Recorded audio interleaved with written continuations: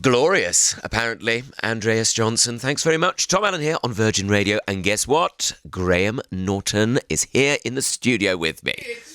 It's all true. He's back, everybody. He's back. Lovely. Have you missed us? I love the view from this side of the desk. Nice, isn't it? You get to look at my shiny face. Yes. Lovely, Tom Allen. Yes, very kind. It's sort of weird to be back, but lovely to be back. Oh, and what a nice sunny day to cycle across the bridge and get in. And, how leisurely. How leisurely it must be. Oh, yes, and getting up late as well. Oh, yes. I bet you must love having those weekends. Brunching. Endless brunching. Endless brunching. You can't move for Eggs Benedict in your life. The eggs. Shakshuka, maybe? Oh, I bet you do now. It. Yeah, well, you've got time, Graham. Yes, I can get up early and do that. Yes, eggs en cocotte. Isn't that the one where it's in a ramekin? Is it? Yes, look it up. You'll love it. You'll love it. Yeah, nice. You've got time. That's what I'm saying. Well, I say you've got time. Of course, I know you've got a busy week coming up. I do. Well, it's not that busy. Well, it's not. No, it's lazy Monday, Tuesday, Wednesday. Then Thursday on a jet plane to... Now, here's the thing. Yes. I've only learnt this. I'm on a plane to Malmo. Oh, is that how you say it? Not Malmo. Malmo. You moron. It's Malmo. Malmo. Malmo. It sounds good, actually. You do look quite Scandinavian. I've already been... I went there for Eurovision a few years ago, and no one said it. I just said Malmo the whole time. And no one... But obviously they're feeling a bit more confident and Swedish, and they're going, no, enough of your Malmo. It's Malmo. Malmo. I thought it was a bookcase. A flat pack stadium. Yes, exactly. I hope they've assembled it. I hope they've got that Allen key ready. So you are going to be, as ever, our voice on the ground, our ears on the ground. On Saturday, for the grand final. You don't do the semi-finals, do you? No, I don't. No. Rylan and Scott do those, and they do them brilliantly, and then Yes, I... wander in at the last minute, taking all the glory. And I do the grand final. I feel like the semi-finals are interesting. I do watch the semi-finals, but I think most people kind of keep their powder dry till the grand final, when it matters. When people get dressed up and they allocate countries to various friends and people have to cheerlead, all that sort of fun, isn't it? Yeah, they have parties. Parties. People have parties for it. They do. And of course it's the 68th Eurovision. Well done for knowing that. Oh, yes, I know all the facts. I just remember a friend of mine during the week said they've already decided what they're cooking for their Eurovision party. They're making Swedish meatball tacos. Oh, a delightful combo. Which does seem like the sort of cultural mashup that Eurovision is. Well, that's what it's all about, isn't it? Yes. It's all about... And I've been reading about the different entries, and of course, there's kind of a real hodgepodge, is that the expression? I might say that on a melange. Have it. A melange, a melange. A smorgasbord, of course, feels very good, very good, yes. But there's going to be a bit of everything. A lot of sort of rave-inspired There's a lot, because pop. last year, Finland did really, really well with Cha-Cha-Cha. And certainly the crowd in the stadium in Liverpool wanted that to win above Loreen. But the viewers and the juries decided Loreen would win. So this year, I think a lot of people are trying to replicate Finland's kind of ravey, crazy Cha-Cha-Cha. Some people are doing a really good job with that. It's not really like that, but there's Netherlands have one called Europapa, which I just love. He's got giant shoulder pads, blue shoulder pads. Yes. And actually, it's a really lovely song about his dad talking to him about kind of peace, and it's got a sweet, sweet message. Don't be distracted by the shoulder pads. But it's very dancey. Great. What more could you want? Dance to a message. Dance to a message. That would be my song. This piece is a real earworm. Gosh, I'm really thinking a lot as I'm moving. And also I saw there was a picture of a man who seemed to be dressed up as what could only be described as sort of Windows 95. Is that one? That is Finland. They're trying to replicate their successor Cha-Cha-Cha. He gets out of a big egg. It's not as fun as you think it's going to be. Okay. Okay. Like so many experiences in my life. But there's a lot of expectation, though, isn't there, for that sort of zaniness people want it, I think. There is, and I think what's interesting about Eurovision is, I think if you try too hard, if you try to kind of second guess what people will like and just do a kind of forced zany, people don't like it. Whereas, sometimes zany, you could tell that's who they really are. Sure. Like the Europapa man, he's wearing that all the time. Eurovision has not made him go to a special shop. He's always had that. If anything, it was like, which shoulder padded outfit shall I wear today? There's a guy from Switzerland who is wearing a sort of it's almost like a sort of you know when they used to dress up babies, you know, in a frilly dress, Oh, yes. with matching booties. Oh, yes. He's sort of wearing that on a kind of frisbee hoverboard thing. It all looks very difficult to do. I think he dresses like that all the time. Also, Well, you know, Yeah. we're nothing if not celebrating interesting people. yeah. You know. And can I just say, I've seen Olly Alexander's first rehearsal. Honestly, it's the best staging possibly we have ever done. I mean, we did good staging for Sam Ryder. This is off the charts. It's like a boxing match in space. It's a weird box. I'm really looking forward to getting into the stadium to see how it actually works. Because when it's on telly, you really can't figure it out. Because clearly people are dropping. So the box must be upside down or something. So people are like falling from the floor onto the ceiling. Oh. So I don't know if the camera's upside down or the box is upside down. I don't know what's going on. How could we know? But it's genius. It is really, really impressive. Because it is a lot of the time about the staging as much as the songs, I think. Like last year, absolutely. people were There's obsessed with- you know, Germany is a perfectly nice song, but it's terrible staging. Oh, Germany, really? Yeah, really bad. What a shame. He just wandered on in a hoodie. You kind of think it's Eurovision. That's what no, you're I wearing. don't like those ones. Like when they do a sad ballad. No one's here for a sad ballad, mate. You know, come on, just a guitar. No, it's not. Because when it starts, you got to think, there are no pyros in this. There'll be no indoor fireworks. I don't think this is going to be at any raves. This is ironically. Yeah, exactly. Well, talking of Olly Alexander, we've actually got to the song here. We're gonna pop it on. Is this the first time it's been played on Virgin Radio?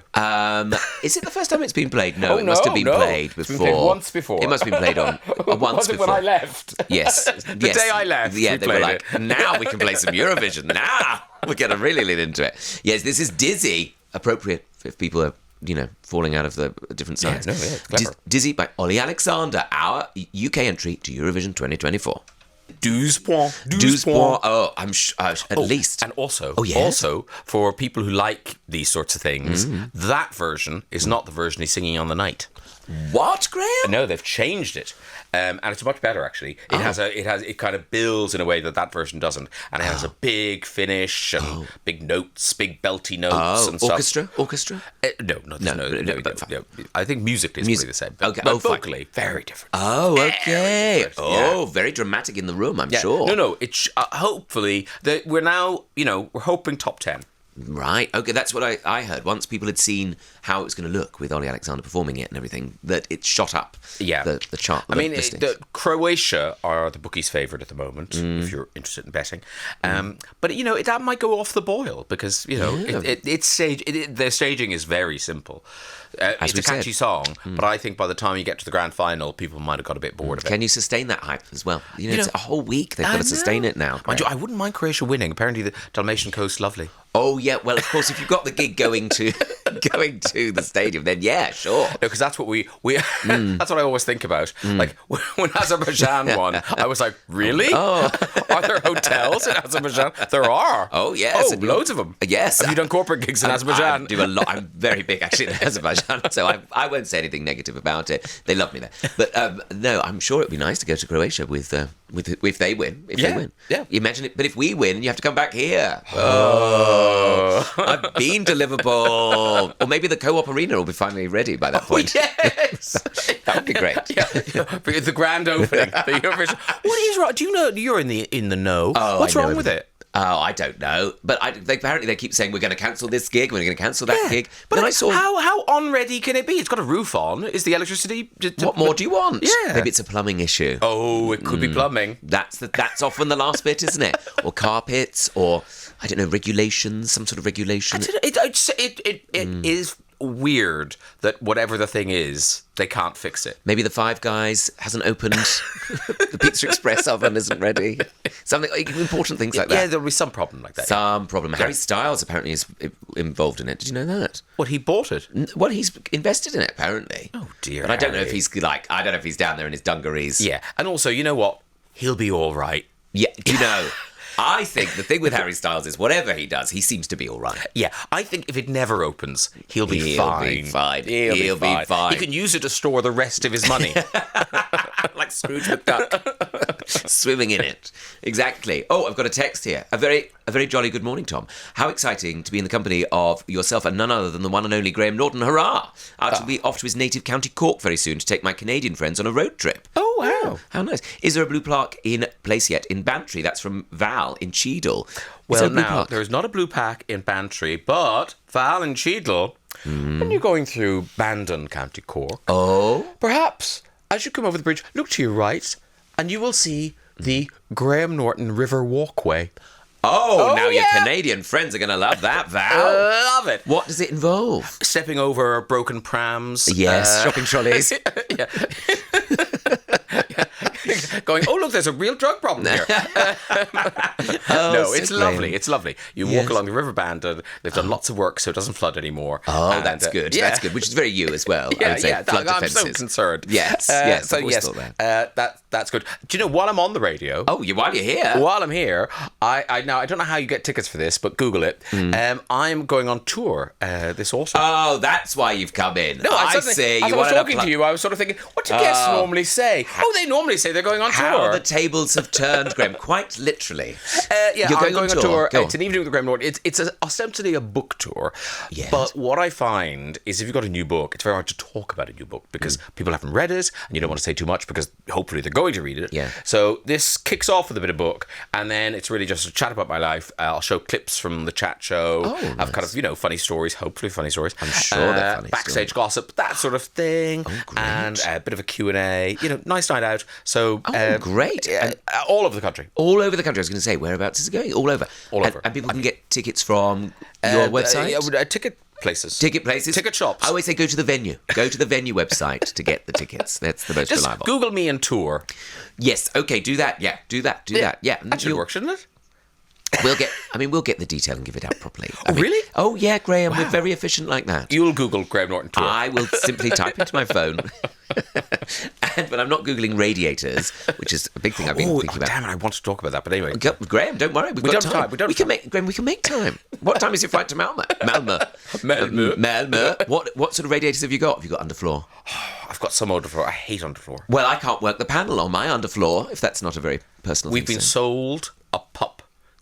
The world has been sold a pup. Oh, it's a lie. It's a lie. What? Because it doesn't work? Big old-fashioned cast iron radiators. That's what you want. That's what you want. That's what I've got. The proper school one. The sturdy ones. There you go, Tom. You are wise. Like a church hall, my house looks like. Yes. Yeah. You win. Practical. Very practical. All I say is don't listen to what those Romans did with underfloor heating. They didn't know. What do they know? Their civilization crumbled. It crumbled. They were ransacked. So, look at us with our radiators. We'll be fine. And, of course, we've got Eurovision, which is next Saturday. Next Saturday at a time on BBC One. At a time on a television. Oh, it's right after Doctor Who.